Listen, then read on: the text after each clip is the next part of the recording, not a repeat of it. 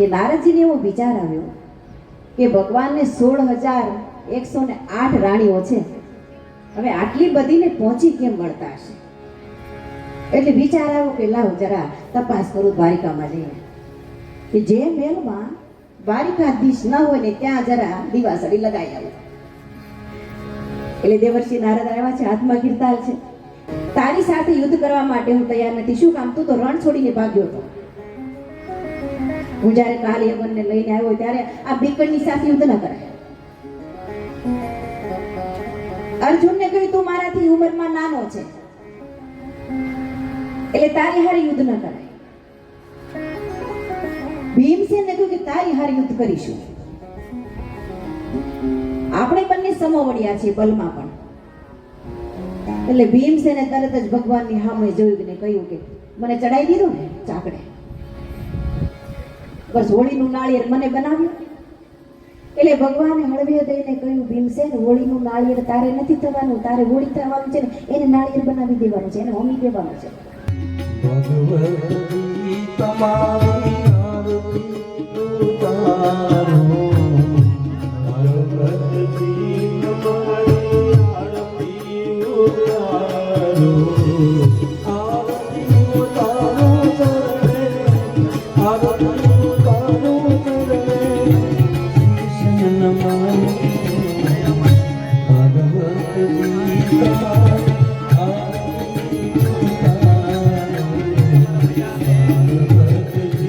તમારી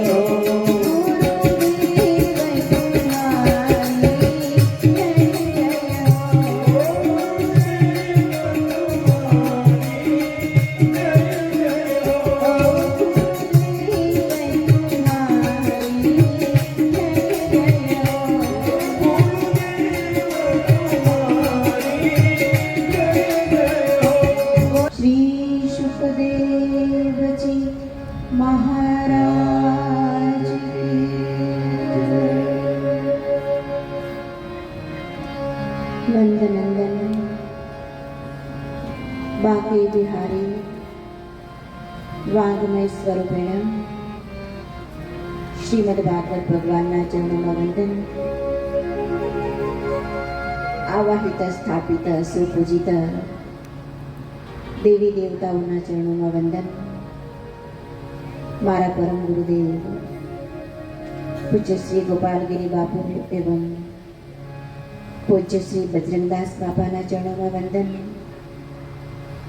સમસ્ત દિવ્ય ચેતનાઓને વંદન એવં કથા શ્રવણ માટે આવેલા આપના સૌના હૃદયમાં બિરાજિત પરમ કૃપાલુ પરમાત્માના ચરણોમાં વંદન.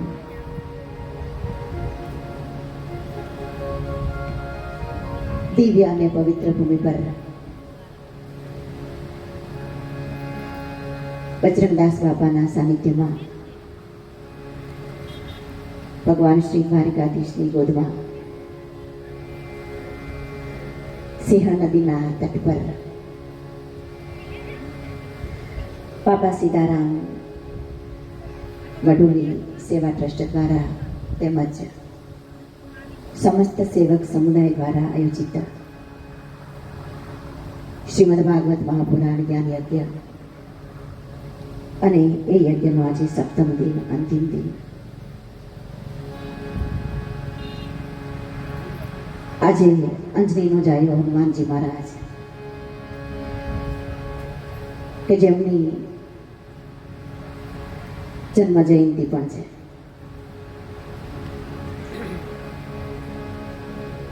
જે સેવાની મૂર્તિ કહેવાય એવા હનુમાનજી મહારાજ કહેવાય છે કે હનુમાનજી મહારાજ જ્યારે લક્ષ્મણ ભૈયા માટે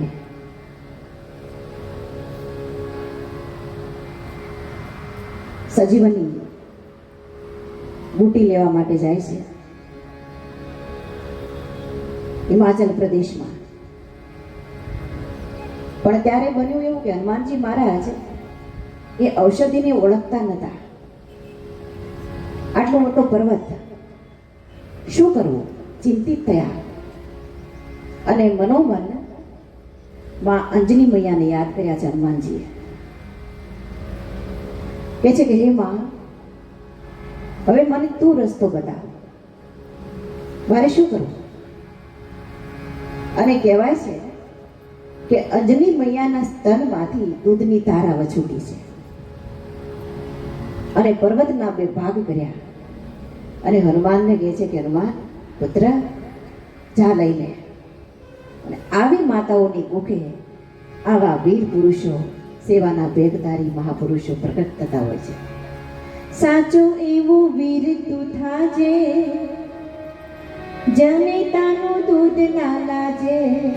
સાચો એવો જનેતાનો દૂધ ન લાગે. સાચો એવો વીર તું થાજે, જનેતાનું દૂધ ના લાજે. સાચો એવો જનેતાનો દૂધ ન લાગે. અંજની માતા મુખ ઉજાડી વીર કરું હનુમાન. અંજની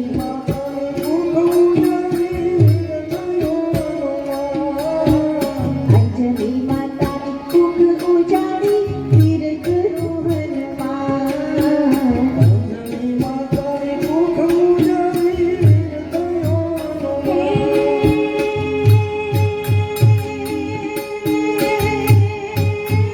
સાગરના કૂદનાર કપીનું,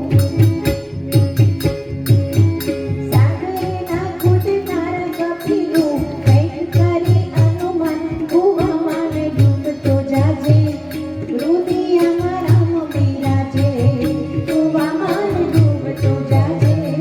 રુદિયામાં રામ બિરાજે, સાચો એવો વીર તું થાજે, જનેતાનું દૂધ ના લાગે. સાચો એવો વીર તું થાજે, જનેતાનું દૂધ ના લાગે. જનેતાનું દૂધ ના લાગે. તો એવા હનુમાનજી મહારાજ કે સૂર્યોદયને ઉગતા જ લાલ ગુમ, સૂર્યોદય થાય ત્યારે લાલ ગુમ હોય ને સૂર્ય ભગવાન, એટલે હનુમાનજીને એમ થયું કે સુંદર મજાનું ફળ છે, પરિપક્વ પાકેલું ફળ છે, અને એને છલાંગ લગાવી સાથે જો જને તે આનંદ કિન્હા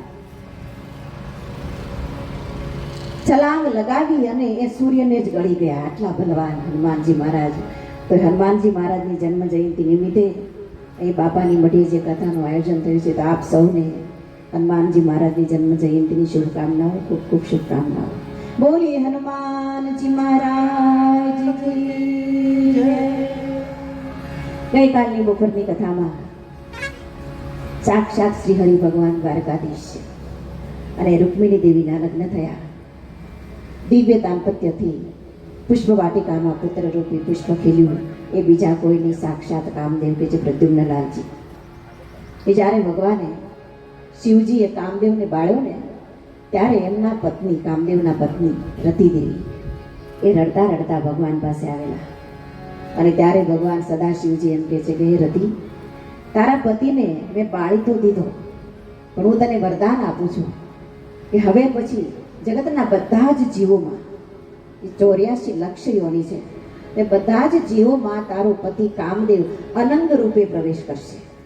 ભલે દેખાય નહીં પણ અનંગ રૂપે પ્રવેશ કરશે. પણ રતિને તો એવું જ હોય ને કે મારો પતિ મને સદેહે ક્યારે મળે, ભલે બધા જીવોમાં અનંગ રૂપે પ્રવેશ કરે પણ સદેહે ક્યારે મળે.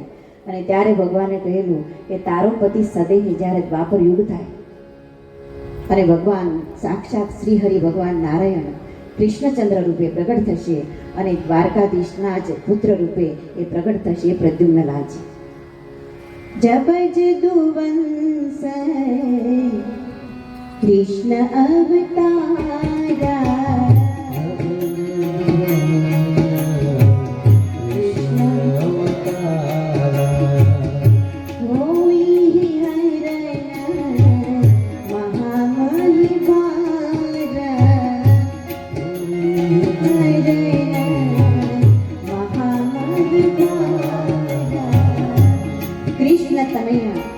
પતિ તોરા વચન અન્યથા હોય ન મોરા, એમ ભગવાન શિવજી કહે છે. એ ભગવાન કૃષ્ણનો જ પુત્ર પ્રદ્યુમ્ન એ તારો પતિ તરીકે પ્રગટ થશે. અને પછી તો સમંતક મણિના આખ્યાન દ્વારા ભગવાનનું બીજું લગ્ન થયું છે સત્યભામાની સાથે, અને જાંબુવાનની પુત્રી જાંબુવતીની સાથે પણ લગ્ન થયું છે એ કથા. અને ત્યારબાદ સત્યા, ભદ્રા, લક્ષ્મણા, મિત્રવિંદા, કાલિંદી આ બધી જે સાક્ષાત અષ્ટધા પ્રકૃતિ છે એને ભગવાન વર્યા છે. અને ત્યારબાદ 16,100 જે રાજકન્યાઓ, એને ભૌમાસુર નામનો જે રાક્ષસ છે એને આ રાજકન્યાઓને કેદ કરી. એટલે ભગવાને ભૌમાસુરને માર્યો અને 16,100 રાજકન્યાઓને મુક્ત કરી એના બંધનમાંથી. હવે પ્રશ્ન એ બન્યો કે આ રાજકન્યાઓ જે રાજાને ચાહતી હતી એની પાસે ગઈ તો એ રાજાએ પણ એનો સ્વીકાર ન કર્યો, એના પિતાશ્રીને ત્યાં ગઈ તો એના પિતાશ્રીઓએ પણ એનો સ્વીકાર ન કર્યો. એટલે 16,100 રાજકન્યાઓ વળી પાછી ભગવાનની શરણે આવે છે. હે પ્રભુ, આપે અમને પેલા અસુરના સકંજામાંથી મુક્ત તો કરી, પણ હવે અમે જઈએ ક્યાં? કોઈ અમારો સ્વીકાર કરવા માટે તૈયાર નથી. અને ત્યારે કહેવાય છે કે ભગવાન નારાયણ દ્વારકાધીશ પોતાના યોગ બળ વડે 16,100 મંડપ પ્રગટ કરે છે, 16,100 સ્વરૂપ ધારણ કરે છે અને 16,100 રાજકન્યાઓની સાથે લગ્ન કરે છે. અહીં કોઈ કામ ભાવ નથી પણ કરુણા ભાવથી આ રાજકન્યાઓની સાથે લગ્ન કરે છે. અને ભાગવતજીમાં તો એવું લખ્યું છે કે 16,108 રાણીઓ છે, દરેક રાણીને ત્યાં 10 પુત્રો અને એક પુત્રીનો જન્મ થયો છે. હવે ગણતરી કરી લેજો કેટલા થાય. અને આ બધાને ભણાવવા માટે ભગવાને 10,000 શિક્ષકો એટલે ગુરુઓ રાખેલા. ભગવાન કૃષ્ણ કરે એવું કોઈ ન કરી શકે, એની લીલા માત્ર ને માત્ર ચિંતનીય છે. અને ત્યારબાદ અનિરુદ્ધનું જે ઉષાની સાથે લગ્ન થાય છે એ કથા. અને પછી દ્રગરાજા કે જે અજાણતા એનાથી જરા દોષ થઈ જાય અને છતાં કાચિંડાનો અવતાર આજે પણ ધ્રુવીકુંડ છે દ્વારિકામાં, આપ સૌ તો એકદમ નજીક છો એટલે ખ્યાલ હોય એ કથા. અને ત્યારબાદ રૈવત પર્વત ઉપર વિવિધ નામનો જે વાનર છે એનો ભગવાને દાઉજી ભૈયાએ વધ કર્યો છે એ કથા. અને ત્યારબાદ દાઉજી ભૈયા ગોકુલમાં જાય છે. દાઉ દાદાને એમ થયું કે કનૈયો તો હવે રાજ્યમાં થોડો રચોપચો થઈ ગયો છે, તો હું તો જરા મારા માતા પિતાની, મારા ગોવાળોની, મિત્રોની જરા સંભાળ લો. એટલે દાઉ દાદા વળી પાછા વ્રજમાં આવે છે, થોડો સમય રોકાય છે. અને કહેવાય છે કે આ જગતમાં સૌ પ્રથમ જો નેર પદ્ધતિ આવી હોય ને તો એ દાઉ દાદા લાવ્યા છે કે યમુના મૈયાને પોતાના હલ વડે પંકાયા છે અને પોતપોતાના સૌના ખેતર સુધી પહોંચાડ્યા છે. હવે તો નર્મદા મૈયાની કૃપા છે, ઘર ઘર સુધી પહોંચી ગયા છે. પણ એ વખતે સૌ પ્રથમ નેર પદ્ધતિ દાઉ ભૈયા લાવ્યા છે. અને પછી ભગવાન કોંડક રાજાનો વધ કરે એ કથા. અને ત્યારબાદ કાશીરાજને માર્યો છે અને સ્વપ્રયુક્ત વિચાર આજ્ઞાથી સુદક્ષિણનો પણ વિનાશ કર્યો છે અને સુદર્શન વડે વારાણસીનું દહન કર્યું છે એ કથા. અને પછી જાંબુવંતીનો પુત્ર જે શાંબ છે એમનું લગ્ન દુર્યોધનની પુત્રી લક્ષણાની સાથે થાય છે. લક્ષ્મણા આમ જોઈએ ને તો દુર્યોધન અને ભગવાન દ્વારકાધીશ બંને વેવાય થાય, એમની સાથે લગ્ન થાય છે એ કથા.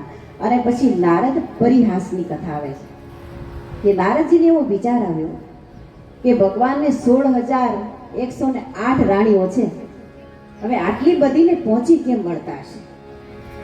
એટલે વિચાર આવ્યો કે લાવ જરા તપાસ કરું દ્વારિકામાં જઈને, કે જે મહેલમાં દ્વારિકાધીશ ન હોય ને ત્યાં જરા દિવાસળી લગાઈ આવે.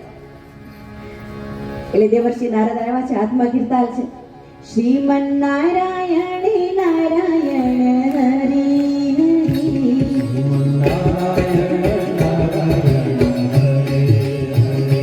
શ્રીમન નારાયણ નારાયણ હરી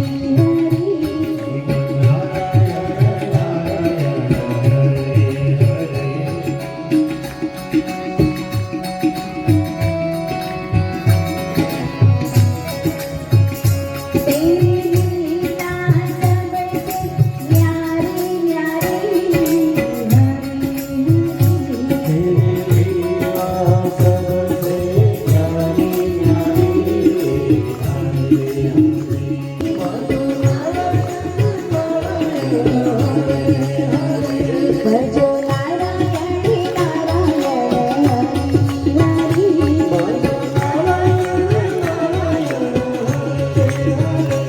આ સરિયો નહીં મણ હરી હરી હરી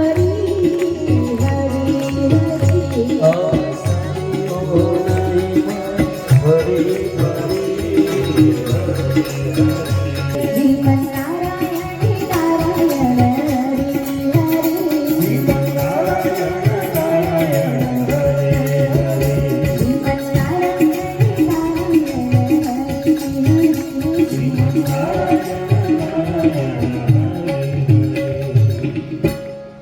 નારદજી આવ્યા દ્વારિકામાં. પહેલા જ મહેલમાં ગયા રૂકમિણી દેવીના. તો ત્યાં તો ભગવાન સવારમાં ઉઠીને સંધ્યા વંદન કરે છે. ત્યાંથી દૂરથી દર્શન કરીને વળી પાછા બીજા મહેલમાં. તો ત્યાં વળી બાળકોની સાથે એને સુંદર મજાના સંસ્કાર આપે છે. ત્યાંથી વળી ત્રીજા મહેલમાં ગયા. ત્યાં વળી અતિથિ અભ્યાગતોને દાન દક્ષિણા આપે છે. 16,107 મહેલમાં ફરી વળ્યા. એક પણ મહેલ એવો ન મળ્યો કે જ્યાં દ્વારકાધીશ ન બિરાજતા હોય. હવે એમ થયું કે છેલ્લો એક મહેલ બાકી રહ્યો છે ને, કદાચ ત્યાં ન હોય, ત્યાં જરા જોઈ લો. છેલ્લા મહેલમાં ગયા. ત્યાં પણ ભગવાન તો બિરાજે છે, પણ અહીં દૂરથી દર્શન કરીને છટકી હકાય એમ હતું નહીં. ભગવાન ધ્યાન રાખીને જ બેઠા છે. હવે તો બરાબરનો પકડવો છે. એટલે જ્યાં દૂરથી વંદન કરીને પાછા વળવા ગયા તો એ નારદ નારદ આવ આવ, પધારો પધારો, કેટલા દિવસથી તમારા દર્શન થયા નથી, હું તો ધન્ય બની ગયો, હવે તો આવવું જ પડે. હાથમાં વીણા છે પણ ધ્રુજવા લાગ્યા છે. થોડો ડર તો લાગ્યો કે પકડાઈ ગયો. આવ્યા, વંદન કર્યા, ભગવાને આસન આપ્યું. આજુબાજુમાં દાસ દાસીઓ છે, રાણીઓ છે, સન્માન પૂજન બધું જ કર્યું ને પછી દાસીઓ અને રાણીઓને કહ્યું કે હવે તમે બધા થોડી વાર મારે આ મહાત્માની સાથે એકાંતમાં સત્સંગ કરવો છે. એટલે બધા તરત જ એકાંત મળ્યું અને તરત જ ભગવાને નારદજીનો કાન પકડ્યો. કહે છે કે નારદિયા, તું કોનો પુત્ર? તો કે બ્રહ્માજીનો. એના મુખમાંથી માનસ પુત્ર તરીકે પ્રગટ થયો છે. તો કે તને ખબર નથી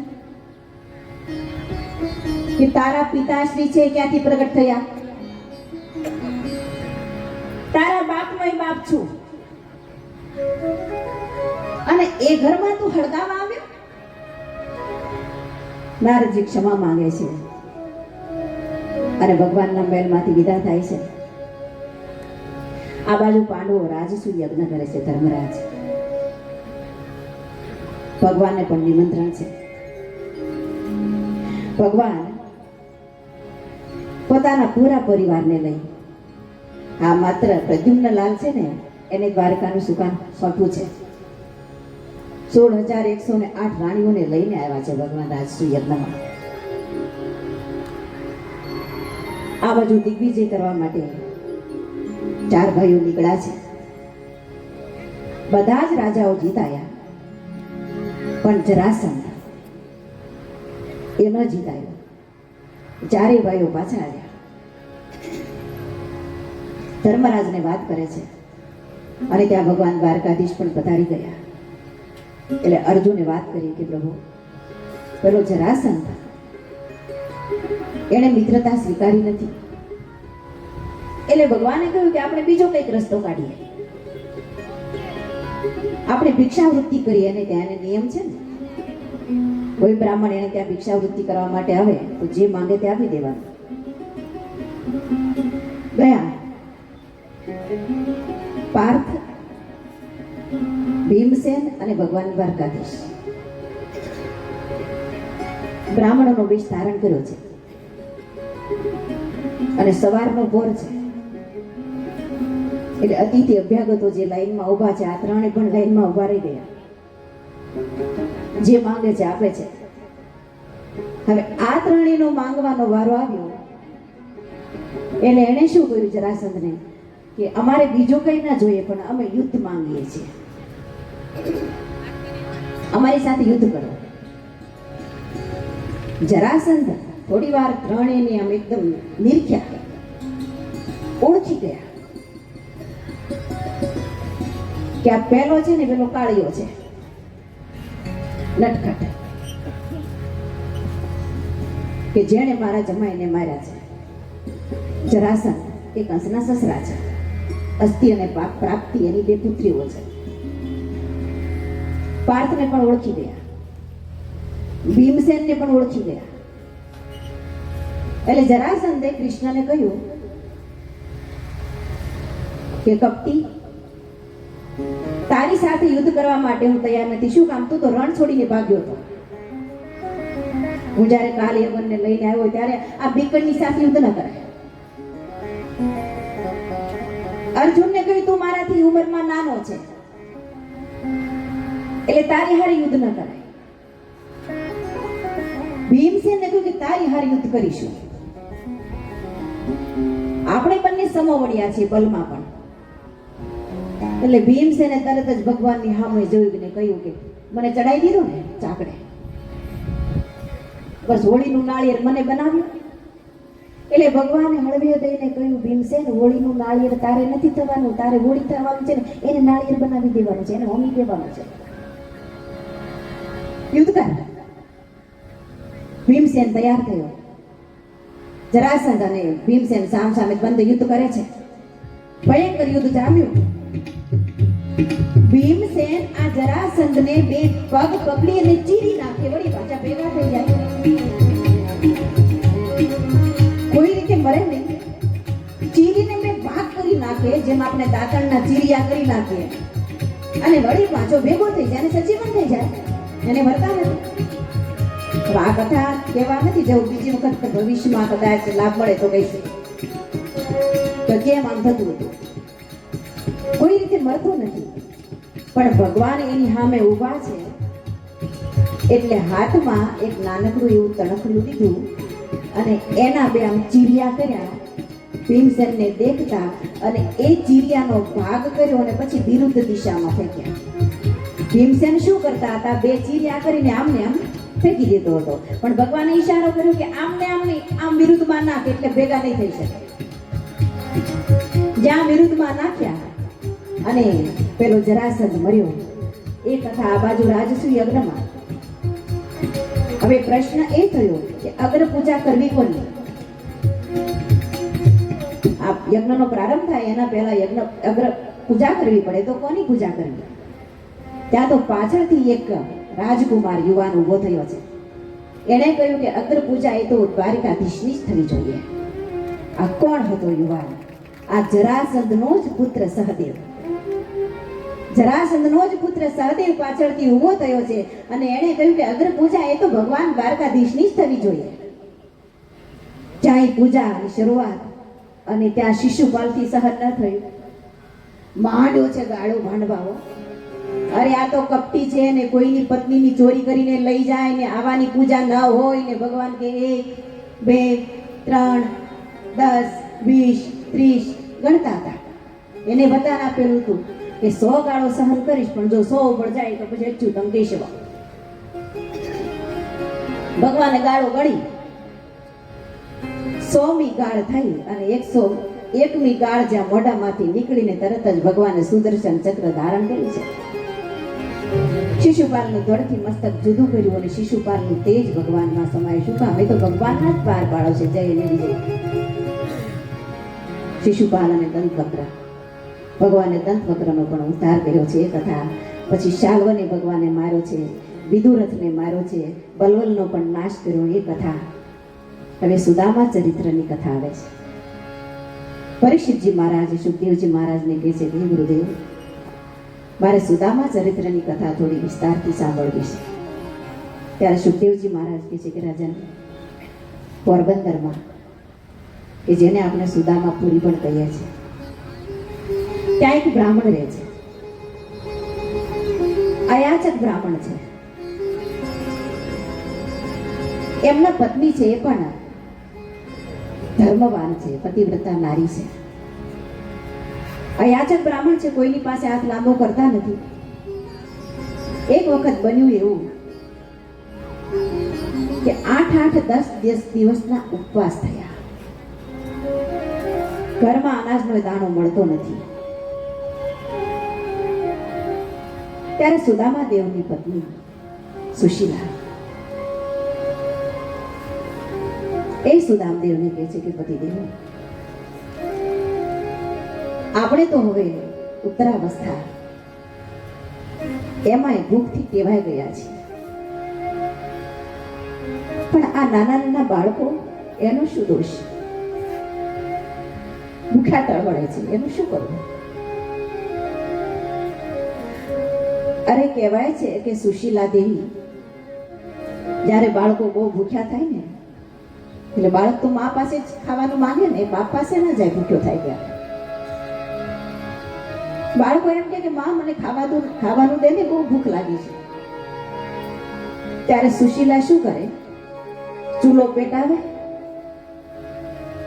ઉપર પાત્ર મૂકે, તપેલું મૂકે, એમાં પાણી નાખે અને પછી બાળકોને દેખતા અંદર પેલો ચમચો હલાવે અને દેખ બેટા, થોડીક વાર રાહ જો, હમણાં જો આ બની જશે, હમણાં તને ખવડાવું, હમણાં બની જશે, હમણાં બની જશે. આમ ને આમ રાહમાં ને રાહમાં છોકરા ભૂખ્યા ઊંઘી જાય. કડકડતી ઠંડી હોય, શિયાળાની ઋતુ હોય, જેને પહેરવા માટે વસ્ત્રો ન હોય તો ઓઢવા માટે તો ક્યાંથી હોય? બાળકો ભૂખ્યા ને ભૂખ્યા ઊંઘી જાય ને, ત્યારે સુશીલા શું કરે? પેલી ચૂલાના ભસ્મ હોય ને, સુદામદેવ દરરોજ યજ્ઞ કરે એની પણ ભસ્મ હોય, એ છોકરાઓને ભસ્મથી ધરબી દે, જેથી કરીને મારા બાળકોને ઠંડી ન લાગે. આ સ્થિતિ છે. સુશીલા આકળાયા છે કે શું કરવું? મારા પતિદેવ અયાચક છે, અમે અયાચક બ્રાહ્મણ છીએ, કોઈની સામે હાથ લાંબો કરાય નહીં, પણ બાળકો ભૂખ્યા તળવળે.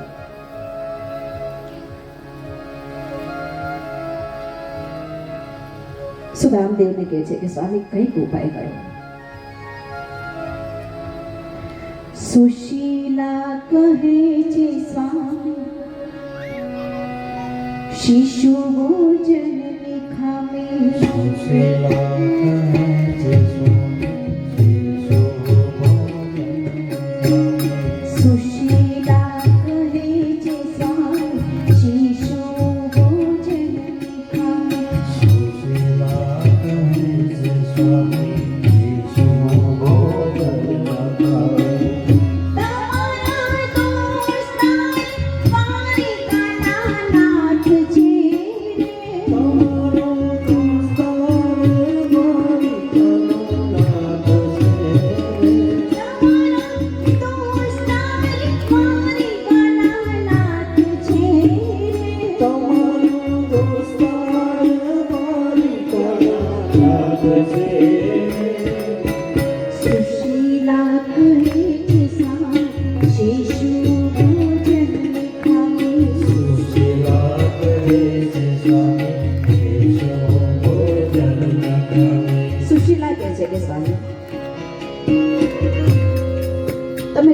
વખત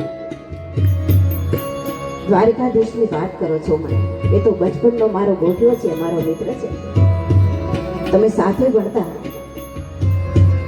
તો હવે તો એ મોટો રાજા બન્યો છે, ત્યાં જાઓ ને. ત્યારે સુદામદેવ કહે છે કે દેવી તું તો જાણે છે કે આપણે તો અયાચક બ્રાહ્મણ, આ મારો મિત્ર છે દ્વારકાધીશ કૃષ્ણ, પણ એની સામે હું હાથ લાંબો ક્યાં કરું, કેમ કરું? ત્યારે સુશીલા કહે છે કે હું તમને માંગવા જાઉં એમ નથી કહેતી, પણ તમારા મિત્રને મળવા તો જાઓ, એના દર્શને તો જાઓ. અમે માંગતા નહીં, પણ મળવા તો જઈ શકું ને. પણ જેના ઘરમાં દરિદ્રતા હોય ને, જે ગરીબ માણસ, ભલે પછી એનો મિત્ર શ્રીમંત હોય, તો શ્રીમંત છે ને ગરીબને જ્યાં વિના સંકોચે આવી શકે. શ્રીમંત હોય ને એ ગરીબને ત્યાં વિના સંકોચે આવી શકે, પણ ગરીબ માણસ, એનો મિત્ર ભલે હોય, એનો સગો ભાઈ ભલે હોય, પણ એ ગરીબ એ શ્રીમંતને ઘેર જલ્દી ન જઈ શકે. અંદરથી સંકોચ થાય કે એને એમ લાગશે કે કંઈક માંગવા આવ્યો હશે, કંઈક લેવા આવ્યો હશે.